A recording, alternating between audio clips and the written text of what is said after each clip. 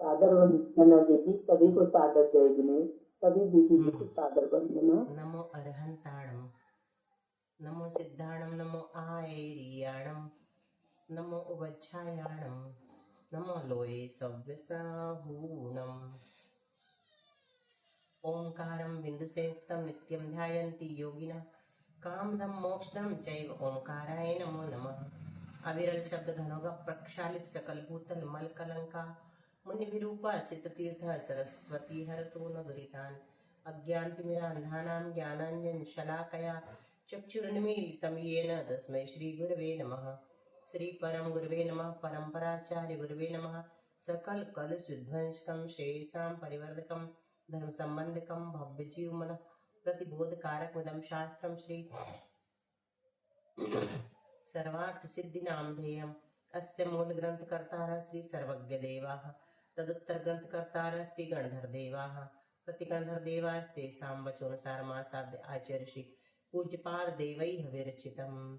मंगलम भगवान वीरो मंगलम गौतमो गणी, मंगलम कुंद कुंदाद्यो जैन धर्मोस्तु मंगलम।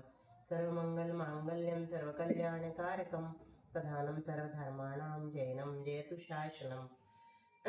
कोटिन्द्रादक्षैव कृत्वमक्षांश्चेतुस्रधिकानि चैव पञ्चाशदष्टादशसहस्रसङ्ख्यामेतच्युतं पञ्चपदं नमामि। अर्हन्तभास्यर्थं गणहर्तेभ्यं गन्त्यं सर्वं प्रणमामि भक्तिचित्तो सुधराणमोभयं शिरसा इच्छामि वन्दे श्रुतभक्तिभाव सको भाव तस्सालोच्यं प्रणमामि अपुप्रचूल्या चैव सुप्रतैतु धम्मकायं मृत्युकालम् अंचेमी पूजेमी वंदामी नमस्सामी दुःखोपम वक्खो बोहिलाओ सुखैगमनं समाहि मरणं जिनगुण संपत्ति हो मच्छं। नमो अरिहंताणं, नमो सिद्धाणं, नमो आयर्याणं, नमो वज्रायाणं, नमो लोये सव्वसाहूढं। श्रुतजलधिपारिगेभ्यः सपर्मत विभावना पटुमतिभ्यः सुचरितपोनिधिभ्यो नमो गुरुभ्यो गुरुगुरुभ्यः। 36 गुण समग्र पंच विहाचार करण संदर्शे शिष्याणुग्रह कुशले धर्माहिरिय सदा वंदे गुरु भक्ति संजमेणय तरंति संसारि साइरम घोरम चिन्नट्टि अट्टकम्मं जन्मं मरणं न पावन्ति ये नित्यं व्रतमन्त्र होम निरता ध्यानाग्निहोत्रात्मा षट्कर्मा विरता तपोधन धना साधु क्रिया साधवा शीलप्रावरणा गुणप्रहरणा चन्द्रार्किते ज्योतिका मोक्षद्वार कपाट पाटन भटा प्रीणन्तु मां साधवा पूर्वा पान्तु नो नित्यं ज्ञान दर्शनायिका चारित्राण गंभीरा मुमुक्षुमार्गोपदेशका इच्छामि बन्त्यारि भक्तिकाौ सर्गो कौ तत्सालोच्यं सम्मणानि सम्मदं समचरिताणं पञ्चविहाचारणम् आर्याणम् सुज्ञानोपदेशाणम् उपध्यायाणम् तीरेण गुणपालं प्रयाणं सप्तसाहुरं नित्यकालम् अंचेमि पूजेमि वन्दामि नमस्सामि दुःखोखं वक्खो बोहिलां सुवैगमनं समाहि मरणं जिनगुण संपत्ति हो मच्छम्। मोक्षमार्गस्य नेतारं वेत्तारं कर्मभूभृतां ज्ञातारं विश्वतत्त्वानां वन्दे तद्गुणलब्धये। आचार्य उमा स्वामी जी महाराज की जय। आचार्य पूज्यपाद स्वामी जी महाराज की जय। संत शिरोमणि आचार्य गुरु श्री विद्यासागर जी महाराज की जय। आचार्य गुरु श्री समय सागर जी महाराज की जय। आचार्य गुरु श्री प्रज्ञा सागर जी महाराज की जय। तीन कमलों करणमणि महाराज की जय। द्वादशांगजनाणी माता की जय। संपूर्ण आलिका माता जी की जय। पूज्य गुरुमती दृढ़मती आदि सभी बड़ी माता जी की जय। चिंतनमती माता जी की जय। पढ़ाने वाले की भी जय।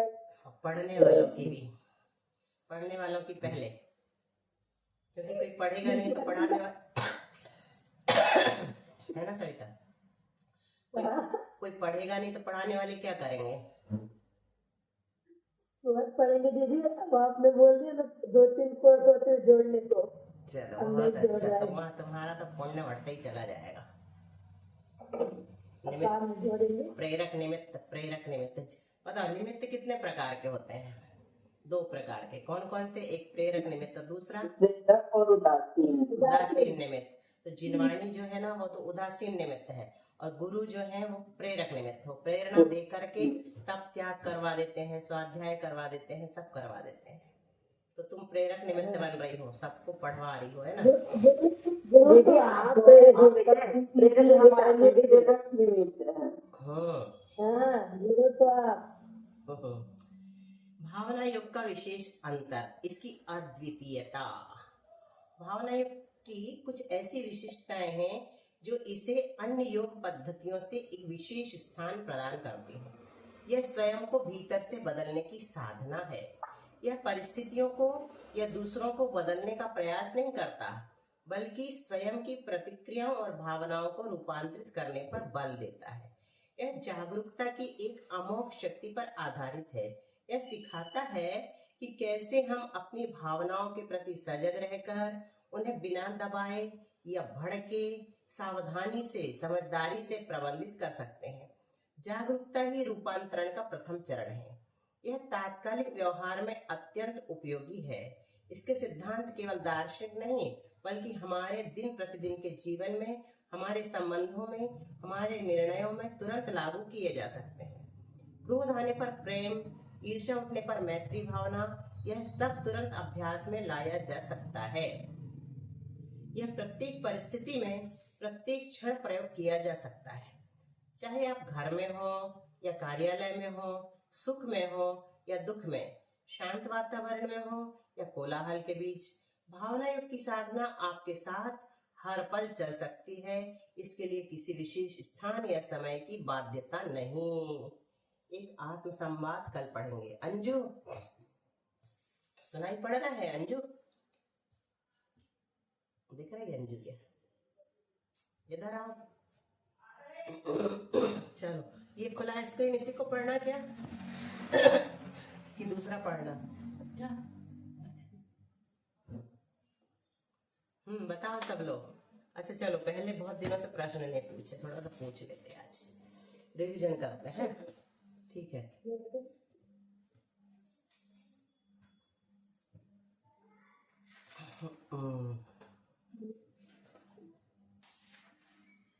चार प्रकार के हमने प्रमाण और बताए थे तब प्रमाणे सूत्र में। किसी को याद है वो कौन से हैं? वो नैगम संग्रह वाले? नहीं, वो तो 7 हैं, 4 बताए थे।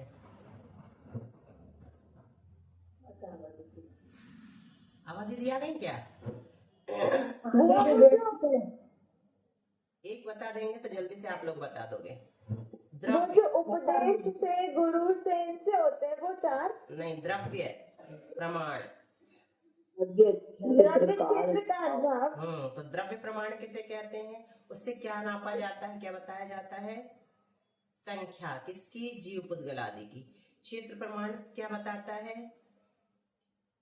एक प्रदेश, संख्यात प्रदेश, असंख्यात प्रदेश। लोग क्या असंख्यात प्रदेश है ना, तो ये क्षेत्र का माप बताया।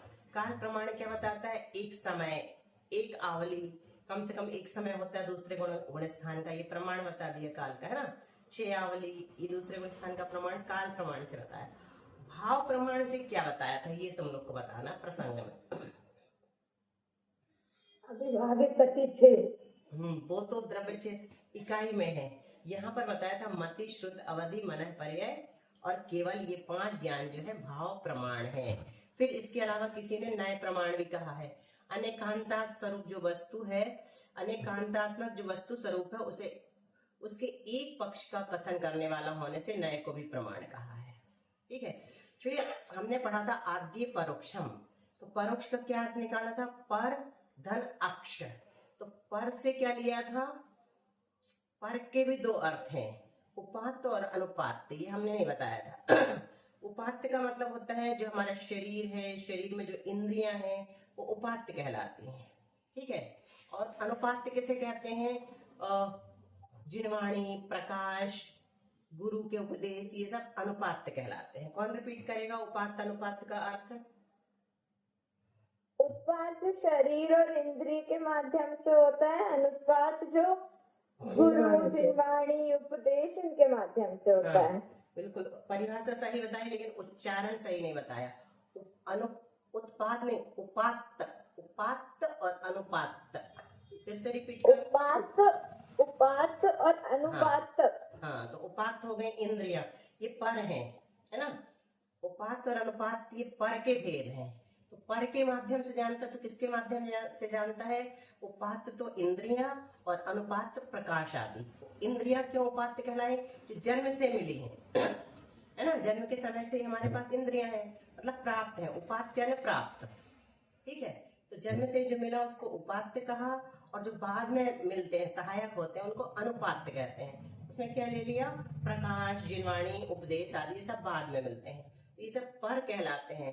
तो इन पर के पर जो निमित्त बनते हैं उसको परोक्ष कहते हैं। आत्मा के ज्ञान में पर निमित्त बनता है, इसको इसलिए उसको परोक्ष ज्ञान कहते हैं। ये परोक्ष की परिभाषा दीदी एक मिनट दीदी, सर्वार्थ सिद्धि दीदी की है। प्रणाम करती हूँ। तो उपात्त में अपन मन नहीं ले सकते, इंद्रिय लिया है तो? इंद्रिया मन भी इंद्रिय है ना, छठी इंद्री, 5 इंद्रिय और अच्छा मन। ऐसा लिया, जी जी 5 जी इंद्रिय और मन दोनों लेंगे। बहुत अच्छा, आपने उसको क्लियर कर लिया, ठीक है। तो ये एक और रह गया था, वो बता दिया तुम लोग को, ठीक है। सविता बोलना दोनों नाम। उपात्त, अनुपात। ठीक है। उपात्त से क्या लिया? शरीर आदि। शरीर, इंद्रिया, ठीक है। और अनुपात से क्या लिया? गुरु, जिनवाणी। देखो हमने तुमको बोलना सिखा दिया ना। तुम शुरू में कहती थी नहीं मैं नहीं बोलूंगी, मेरे से नहीं पूछना। सरल बात है, फटाफट बोलने लगी। सरल से ही कठिन की ओर जाते ना। तो हमने पढ़ा तत्प्रमाणे, इसका अर्थ बताया कि वो ज्ञान प्रमाण जो है 2 ज्ञान स्वरूप है। तो परोक्ष और प्रत्यक्ष, है ना। परोक्ष से शुरू करते हैं। और भी कविता वो कठिन भी बताती है। आजकल तो भैया बताने लगी कठिन। उसने तो घाता है, उसको भी याद करके आ गई थी, अपन ने पूछा ही नहीं था, है ना। सुबह बोलती ना तो वो भी जल्दी समझ में आ जाता है। बिल्कुल सही, इसलिए पहले सुबह से रिपीट करवा देते। तो सम्यक ज्ञान को जो प्रमाण कहा था, उसके लिए बताया था कि वो कैसा होता है? संशय, विपर्य और अनध्यावसाय से रहित होता है ना। ये हम लोग सब पढ़ के आ गए। संशय यानी उभय कोटि संस्पर्शी, सांप है की रस्सी है, सांप है की रस्सी, है ना। शीप है की चांदी है, ये संशय कहलाता है। और विपर्य मतलब उल्टे ही ज्ञान हो जाना है, नहीं रस्सी है, सांप नहीं है, चलो निकल चलो, और सांप को रस्सी समझ के उसके ऊपर पैर रख दिया। अनध्यावसाय मतलब कुछ है, बस कुछ विकल्प नहीं करना, क्या है, ये भी प्रमाण है, तीनों से रहित। और एक परिभाषा बताई थी प्रमाण की, हिताहित प्राप्ति परिहार समर्थम ही प्रमाणम ततो ज्ञानमेव तत्। ये परीक्षा मुख्य है। तो हित की प्राप्ति कराता है और अहित का परिहार कराने में जो समर्थ होता है उसको प्रमाण कहते हैं। मतलब हे उपादेय का ज्ञान कराने वाला प्रमाण, ठीक है। ये सब अपन पढ़ के आ गए। तो मतिश्रुत और केवल ज्ञान, ये 3 ज्ञान जो है ना, ये सभी द्रव्यों को जानते हैं, लेकिन अवधि ज्ञान और मानवपर्य ज्ञान जो है रूपी पदार्थों को ही जानते हैं। समझ में आया? मतिश्रुत सबको जानते हैं। क्योंकि हम आत्मा को भी जान सकते हैं ना मतिश्रुत ज्ञान, श्रुत ज्ञान से, जानते कि नहीं। लेकिन अवधि ज्ञान ही देख के नहीं बता पाएंगे आत्मा को। रूपी उनकी परिभाषा में ही लिख दिया, जो ज्ञान द्रव्य क्षेत्र काल भाव की मर्यादा लिए हुए रूपी पदार्थों को स्पष्ट जानता है। लेकिन मति ज्ञान और श्रुत ज्ञान में ये सब नहीं लिखा। वो जितना भी जानेगा ना पूरा जान लेगा क्योंकि वो आगम से जानता है। मति ज्ञान श्रुत ज्ञान मतलब उपदेश से जान लेता है, आगम तो इसमें नहीं आएगा। तो पर का दूसरा अर्थ क्या हो गया? पर अर्थात दूसरा, और अक्ष यानी आत्मा। तो आत्मा पर अर्थात दूसरे इंद्रिय प्रकाश आदि के निमित्त से जानता है, इसलिए ज्ञान परोक्ष है। और मति ज्ञान और श्रुत ज्ञान को न्याय ग्रंथों में 2 भेद और बताए हैं इनके। एक ही नाम है, दूसरे के दूसरे नाम है। साम व्यवहारिक प्रत्यक्ष, और दूसरा क्या है? अवधि ज्ञान और केवल ज्ञान के लिए, मानवपर्य केवल ज्ञान के लिए नहीं, पारमार्थिक प्रत्यक्ष। साम व्यवहारिक प्रत्यक्ष और पारमार्थिक प्रत्यक्ष। तो साम व्यवहारिक प्रत्यक्ष किसे कहते हैं? व्यवहार मतलब लोक, तो लोक व्यवहार में जिसे प्रत्यक्ष कहा जाता है वो साम व्यवहारिक प्रत्यक्ष है। और यहाँ पर क्या कहा? मति ज्ञान श्रुत ज्ञान को सर्वार्थ सिद्धि में परोक्ष कहा, है ना। और न्याय ग्रंथ में क्या कहा? प्रत्यक्ष कहा। प्रत्यक्ष तो कहा, लेकिन साम व्यवहारिक प्रत्यक्ष कहा। क्यों कहा प्रत्यक्ष? क्योंकि हम आंख से देखते हैं और किसी से कहते हैं मेरे आंखों से देखी वो घटना, प्रत्यक्ष देखी, कहते कि नहीं ऐसा? तो इस कारण से इसको सामव्यवहारिक प्रत्यक्ष कहते हैं। लोक व्यवहार में ऐसा चलता है, मैंने अपने कानों से सुना, स्पष्ट सुना, है ना, तो ये प्रत्यक्ष में कह दिया न्याय ग्रंथों में। मैंने उसको चखा, अपनी स्वाद मैंने खुद चखा, कड़वा था, है ना, तो ये प्रत्यक्ष मान लेते हैं अपन पांचों इंद्रियों के ज्ञान को, तो ये सामव्यवहारिक प्रत्यक्ष है। और अवधि ज्ञान, मनःपर्य ज्ञान और केवल ज्ञान को पारमार्थिक प्रत्यक्ष कहा। क्यों? क्योंकि अवधि ज्ञान, मनःपर्य ज्ञान जितना भी जानते हैं वो स्पष्ट और प्रत्यक्ष जानते हैं, इसलिए उसको पारमार्थिक प्रत्यक्ष कहा। जितना भी जानते स्पष्ट जानेंगे बिल्कुल। और वहां पर और प्रत्यक्ष की परिभाषा है विशुद्धम प्रत्यक्षम, एक शब्द में कहा, जैसे सम्यक ज्ञानम प्रमाणम, ऐसी प्रत्यक्ष की परिभाषा क्या है न्याय ग्रंथों में? विशुद्धम प्रत्यक्षम। जो विशद होता है, विशद यानी निर्मल, निर्मल यानी निर्दोष, स्पष्ट, साफ साफ, है ना। चलो ये अपन ने पढ़ लिया था, आज रिवीजन इसलिए कर दिया कि 2-3 बातें और जोड़ दी। अब हम लोग पढ़ रहे थे मति, स्मृति, संज्ञा, चिंता, विनिबोध इत्यनर्थांतरम। ये किसके पर्यायवाची हैं? मति ज्ञान के। बहुत अच्छा।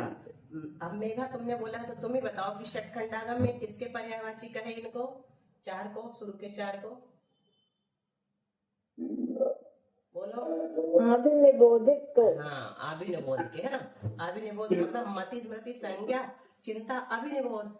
तो पहले वाले को पर्यायवाची कहा है, पहले वाली के पर्यायवाची कहे हैं सर्वार सिद्धि में, बाकी के 4 को, किसको? स्मृति, संज्ञा, चिंता और अभिनिबोध को। और आखिरी वाले के पर्यायवाची कहे हैं षटखंडागम में, किसको? मति, स्मृति, संज्ञा और चिंता को। ठीक है, हो गया ना क्लियर? पहले वाले का लगाना और आखिरी वाले का लगाना। सबको आ गया? जो एक देश जानता है उसको पारमार्थिक में देंगे। अवधि ज्ञान और मनःपर्य ज्ञान पारमार्थिक होते हुए भी एक देश जानते हैं, केवल ज्ञान सर्वदेश जानता है, पारमार्थिक ही है वो। एक देश जानता है लेकिन पारमार्थिक है। ठीक है, तो यद्यपि दीदी थोड़ा 1 मिनट पूछो दीदी। बिल्कुल पूछो। हाँ, मैं ये मतलब ऐसा सोचना है कि अवधि ज्ञान और मनःपर्याय ज्ञान ये केवल ज्ञान के लिए कोई विशेष कारणभूत नहीं है, लेकिन इसीलिए फिर श्रुत ज्ञान को केवल ज्ञान की जननी कहा है। श्रुत ज्ञान को, हाँ, श्रुत ज्ञान इसलिए कि अपन श्रुत ज्ञान के माध्यम से ही तप त्याग आदि करके केवल ज्ञान तक पहुंचते हैं। बाकी अवधि ज्ञान और मनःपर्य ज्ञान तो एक तरह की रिद्धियां हैं, प्रकट होती हैं, लेकिन श्रुत ज्ञान पुरुषार्थ पूर्वक किया जाता है। ये वाले स्वाध्याय वाला पुरुषार्थ और वो तप वाला पुरुषार्थ है, सभी में केवल ज्ञान करीब है। तो चलो एक नई बात अच्छे ध्यान से सुनना। यद कल पढ़ाया था लेकिन फिर आज और सविता की स्टाइल में, सविता कठिन कठिन नहीं चाहिए ना जी वाला, इसको तत्शब्द क्यों दिया, ये सब क्यों कहा, तो आज थोड़ी सरल बताते हैं सविता, चिंता मत करना। आज वो सविता बुआ रिपीट करेंगी, सुन के देखना, कर देंगी। ज्यादा नहीं बोल सुबी। नहीं आज सविता बुआ देखो पूरा सविता जवाब देगी और बाकी जो सविता से नहीं बनेगा तो शुभी देगी, है ना। वो पूरा पुराना भी याद रहता, हमको तो पुराना भूल जाते हैं। चलो अब देखो न पुराना बताते। यद्यपि इन शब्दों की, किन शब्दों की? मति, स्मृति, संज्ञा, चिंता। ठीक है, इन सभी शब्दों की प्रकृति का क्या बताया था? धातु। धातु को प्रातिपदिक भी कहते हैं। प्रातिपदिक क्या कहलाता है? जैसे राम ये क्या है? प्रातिपदिक है। और रामः ये क्या बन गया? कारक बन गया, रूप बन गया। जैसे अपन ने उसमें सी विभक्ति लगाई, विसर्ग कर दिया ना, तो ये रूप बन गया, रामः, रामो, रामः। ये व्याकरण यार कहाँ पढ़ रही है? इसमें दिख क्यों नहीं रहा? नहीं, इसमें नहीं लिखा अभी। अभी यहाँ से बता रहे हैं, यहाँ से। ठीक है, हाँ ठीक है, तो ये अभी इसमें देखना हो तो थोड़ा सा तो दिखेगा। प्रकृति लिखा था ना, मति, स्मृति कहाँ गया? ये नीचे का पढ़ ये वाला लिया। इसका रिवीजन करा रहे थे। अच्छा, ये प्रकृति वो पढ़ रहे थे, अनुदरा करने पर पढ़ लिए थे ना। वो आज हम इसमें कुछ नई चीजें वो पढ़ के वही तो बोला अब भी कि सविता थक गई है, तो इसका थोड़ा विस्तार सरल शब्दों में बता दें कि अपन ने क्या पढ़ा, है ना। इसलिए सबका विशेष बता रहे हैं आज। तो मति यानी मनन करने को मति कहते हैं। स्मृति किसे कहते हैं? स्मरण करने को स्मृति कहते हैं। संज्ञा किसे कहते हैं? पहचान करने को संज्ञा कहते हैं। और चिंता किसे कहते हैं? चिंतन करने को चिंता कहते हैं। यानी किसी एक विषय में तर्क वितर्क करना, ऊहापोह करना, ये चिंता कहलाता। और अभिनिबोध किसे कहते हैं? अनुमान करना। तो ये सब अलग अर्थ निकल गए ना इनके, है ना। और अपन ने क्या कहा, ये पर्यायवाची हैं। तो ये जब अलग अलग अर्थ है तो आप पर्यायवाची क्यों कह रहे हो, ये अपने को आचार्य से पूछना है ना, ये अपन लोगों का प्रश्न है। तो आचार्य श्री कहते हैं कि यद्यपि इन सभी शब्दों की प्रकृति, आपने संज्ञा के लिए क्या बताया? संज्ञा यानी मतलब पहचान। हाँ, संज्ञा यानी पहचान, प्रत्यभिज्ञान। अरे तुम तो वही हो जिससे मैंने परसों देखा था, पहचान लिया ना, ऐसा उसको पहचान करने को संज्ञा कहते हैं।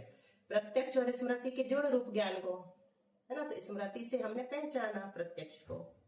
आया सर हाँ दीदी, एक मंत्र, इस अपेक्षा से दीदी एक मंत्र आता है, महाविभूति संज्ञाय नमः। तो संज्ञाय का अर्थ क्या महा, जैसे नंदीश्वर के माला फेरते हैं तो महाविभूति संज्ञाय नमः। विभूति, महाविभूति जिनकी संज्ञा है उनके लिए नमस्कार।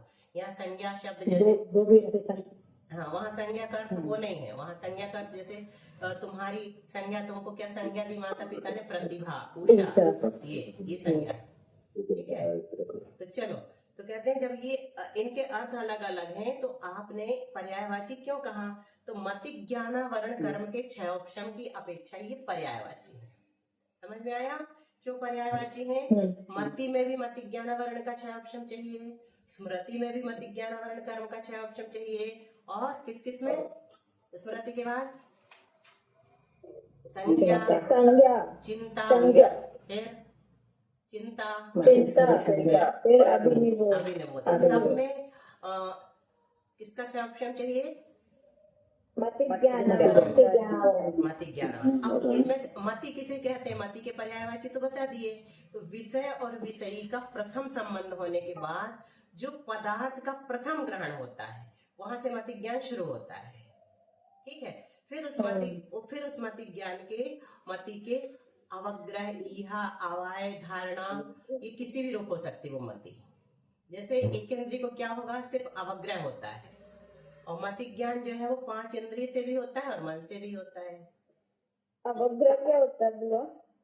अवग्रह मतलब किसी भी पदार्थ को देखा तो सामान्य जो अवलोकन अपन ने किया, पहला प्रथम दृष्टि जो उस पर डाली वो अवग्रह। फिर उसके बाद ईहा होती कि क्या है, अभी आएगा ना अगले सूत्रों में, अभी तो सामान्य से रिवीजन कर रहा है। तो स्मृति का अर्थ क्या बताया? स्मरण रखना, जिसके द्वारा स्मरण हो वह स्मृति है। तो न्याय में इसकी परिभाषा दी तत्ता उल्लेखी, ये याद रखना, तो थोड़े नए नए शब्द बता रहे हैं। तत्ता उल्लेखी। अब देखो तत्ता का अर्थ बताओ, कोई बताएगा? तो विग्रह करो पहले तत्ता का। तत् धन आ, तत् धनता, तत्ता, तत्ता। तत्ता प्रत्यय काय में किस अर्थ में लगता है? हमें पढ़ा था मनुष्यता, मनुष्यता, पशुता, ये पढ़ा था अपन ने। हाँ, भाव अर्थ में लगता है। तो तत् का जो भाव है मतलब वह, तत्ता यानी वह, तत् यानी वह पने से, पना अर्थ होता है ना, मनुष्य पना, मनुष्यता, एक ही अर्थ है ना। समझ में आ रहा? थोड़ा थोड़ा, अभी थोड़ा सा कठिन कर दिया बीच में।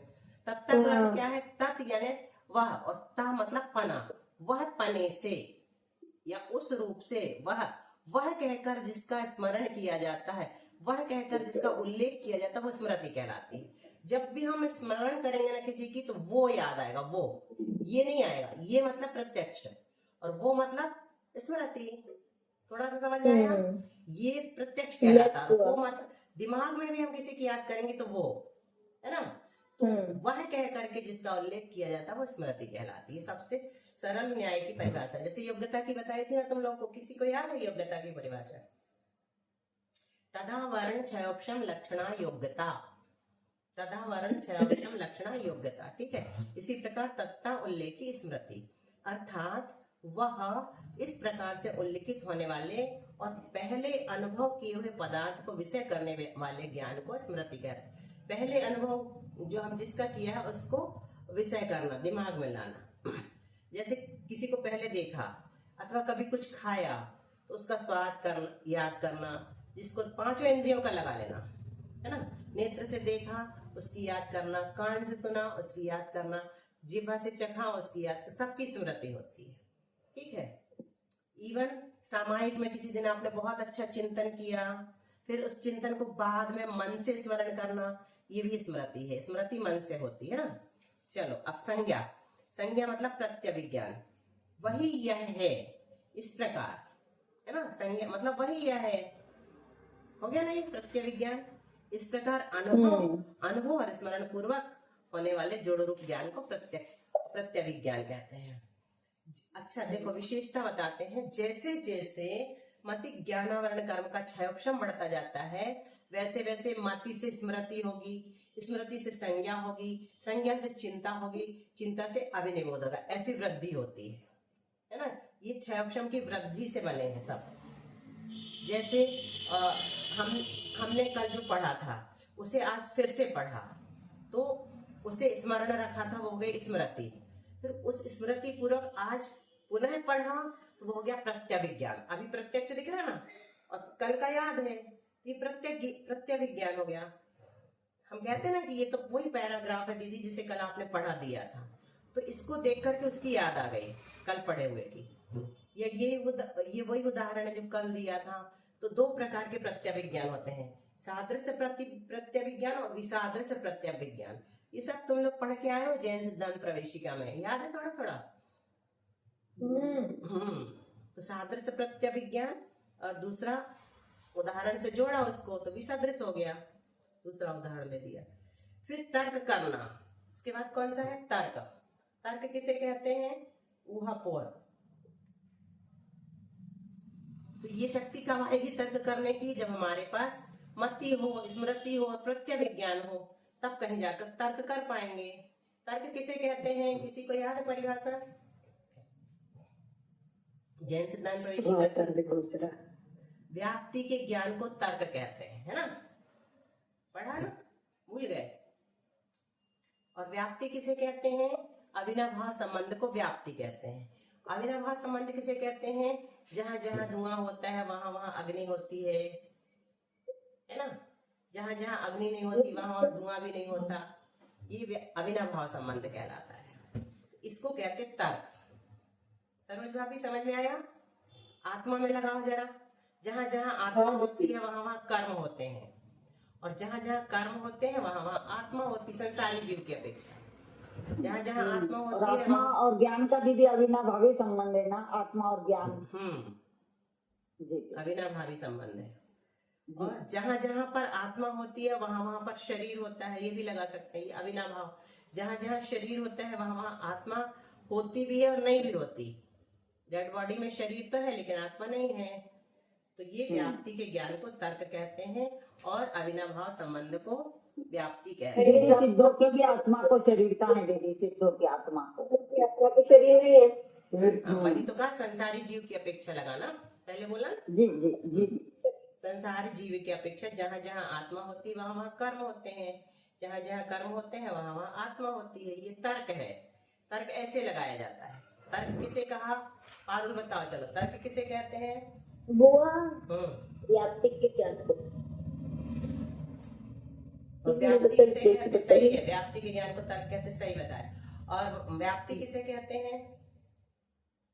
अविनाभाव। आज केमिस्ट्री ने बता दिया, बहुत बढ़िया, वेलकम। हाँ प्रज्ञा, तुम क्या कह रही हो? देख की बताई मैंने। अच्छा है ना, देख की बताई। अच्छा है, देख के बताने वालों का भी स्वागत है। अब रुको, शांत रहो। प्रज्ञा तुम बोलो, क्या बोल रहे?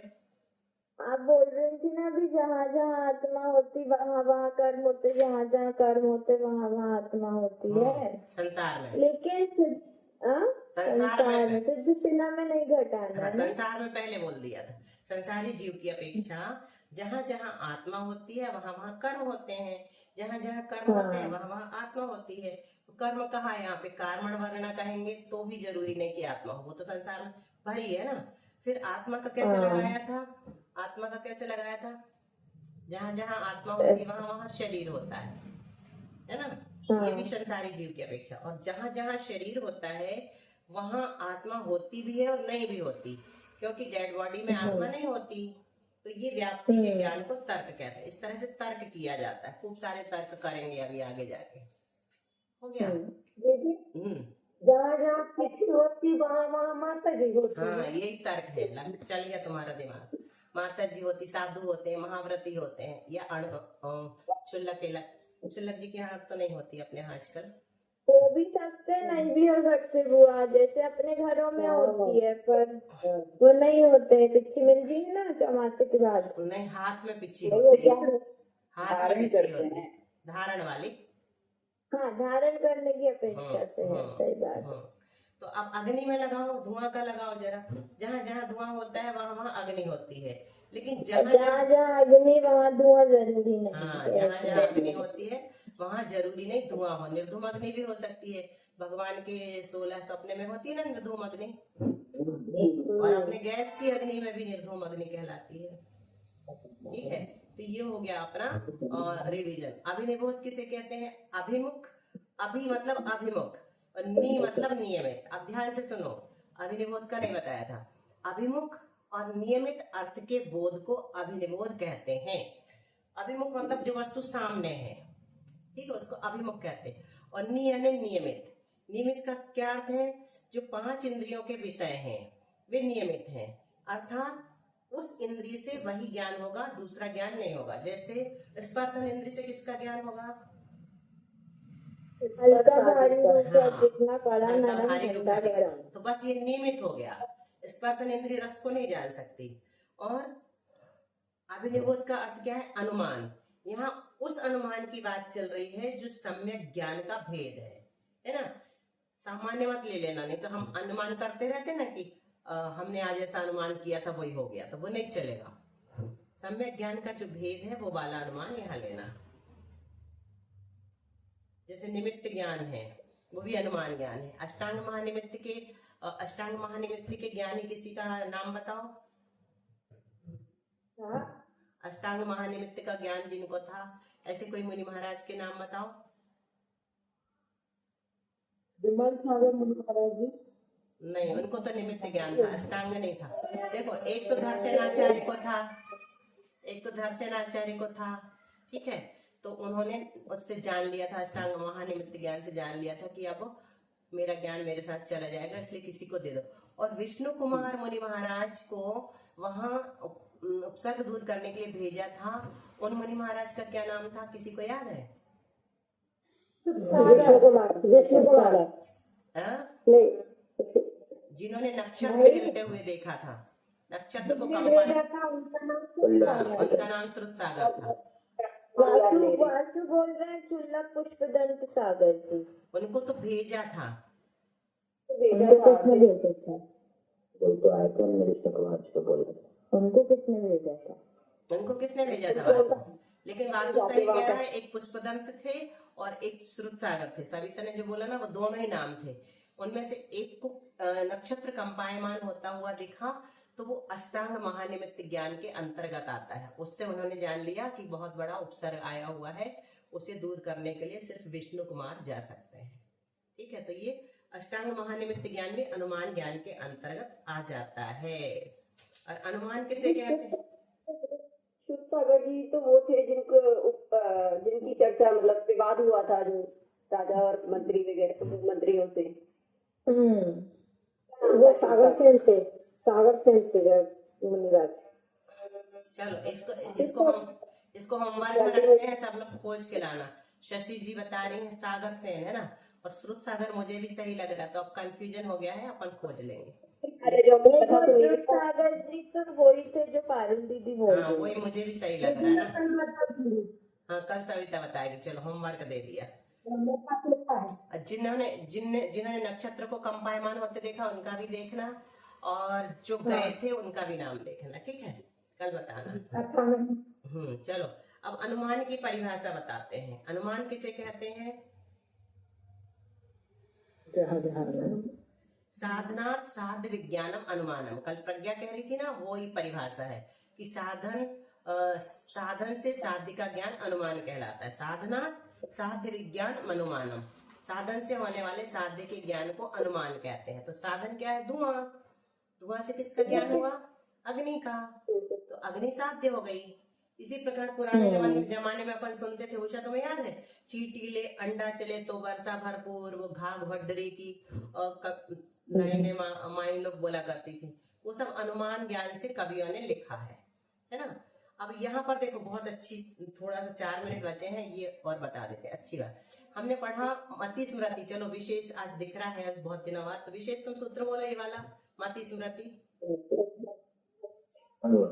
मति स्मृति संज्ञा चिंता विनिबोध इत्यनर्थांतरम। तो अब हमने अभिनिबोध तक पढ़ लिया। अभिनिबोध के बाद क्या शब्द आया है? इति, अनर्थांतर, है ना, इति शब्द। तो इति शब्द का अर्थ है प्रकारवाची इत्यादि। मति मतलब क्या? मति ज्ञान के और भी पर्यायवाची होते हैं। इनके अलावा, किनके अलावा? मति स्मृति संज्ञा चिंता अभिनिबोध के अलावा और भी होते हैं। उनमें से पहला है प्रतिभा, दूसरा है बुद्धि, तीसरा है मेधा, और चौथा है अभाव, और पांचवा है प्रज्ञा। देखो कितने सारे लोगों के नाम आ गए। प्रतिभा नाम किसका है पता है अपनी क्लास में? उषा का। प्रतिभा भी आ गई, प्रज्ञा भी आ गई, और मेघा का मेधा आ गया। चलो ना, पांचों बोलो, कौन बोलेगा फटाफट? विशेष पकड़ में आया आज। कोशिश करो, कितने याद हो गए?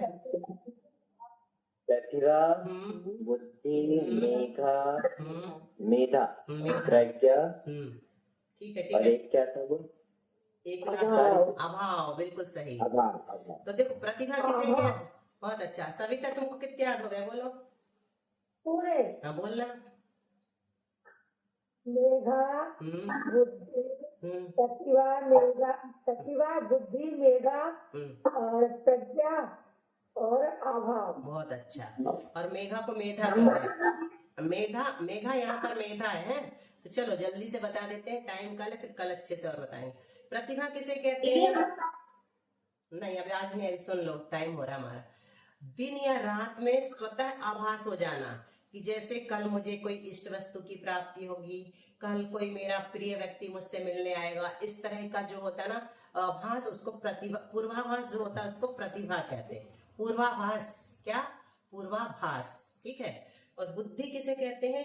अर्थ ग्रहण करने की शक्ति को बुद्धि कहते हैं। जैसे हम कुछ कह रहे हैं, कोई दूसरा अर्थ निकाल रहा है। उदाहरण दिया था एक बार, किसी ने कहा सेंधाव मानय, सेंधाव लाओ भोजन करते समय। सेंधाव के 2 अर्थ होते हैं, क्या क्या? नमक, और हाँ, सिंधु देश का घोड़ा, तो घोड़ा ले आया। जैसे उषा के घर में आनंदी था ना, आनंदी, उससे बाबूजी कहते थे कि ऊपर ले आ बोरा गेहूं का, तो घोड़ा सहित चढ़ाता था। दीदी आपकी बात तो ये क्या है? बुद्धि कहलाती है। उसके पास बुद्धि नहीं थी। और मेधा किसे कहते हैं? पाठ ग्रहण करने की शक्ति को मेधा कहते हैं। जैसे हमने 10 साल पहले पढ़ा था विशेष में तत्वार सूत्र, अभी भी उससे बोलेंगे कि दूसरा सूत्र बोलो तो वो बोल देगा। तो ये क्या कहलाती है? मेधा कहलाती है। कितने साल पहले भी हमने पढ़ा है, लेकिन अभी तक याद है। और कुछ चीजें हम 10 साल से पूजा कर रहे हैं शांतिनाथ भगवान की, अभी भी पुस्तक से देख के कर रहे हैं, वो याद ही नहीं होती है ना। तो ऐसा भी होता है मेधा नहीं होने से। अभाव किसे कहते हैं? किसी स्थान विशेष पर पदार्थों का अभाव बताना, ये अभाव प्रमाण कहलाता है। अभाव कहलाता है। जैसे उदाहरण अपन दे सकते हैं कि अलोकाकाश में 6 द्रव्य नहीं है, 6 द्रव्यों का अभाव है। तो ये सही है ना, प्रमाणिक है हमने जो कहा। और प्रज्ञा किसे कहते हैं? तो ऊहा पोह करने की शक्ति, तर्क वितर्क करने की शक्ति को, या विशिष्ट ज्ञान को, जैसा है प्रज्ञा में वैसे ही ज्ञान को प्रज्ञा कहते हैं। तुम अनवर्त संज्ञक हो, है ना। तो ये आज अपन ने और शंका समाधान ना पढ़ के ये सब विशेष बातें पढ़ ली। सविता को पक्का अच्छा लगा होगा, है ना सविता? हाँ, आज लगा कि मैं सर्वार्थ सिद्धि पढ़ी। इसलिए मैंने कहा थोड़ी विशेष बता दे, बहुत दिन से रह गया था, विशेष नहीं आ रहा था इसलिए। चलो, बोधि समाधि प्रज्ञा। बोधि समाधि परिणाम शुद्धि स्वात्मोपलब्धि शिव शक्ति सिद्धि चिंतामणिं चिंतित वस्तुदाने त्वां वन्दमानस्य नमोऽस्तु देवी। आचार्य पूज्यपाद स्वामी जी महाराज की जय। द्वादशांग जिनवाणी माता की जय।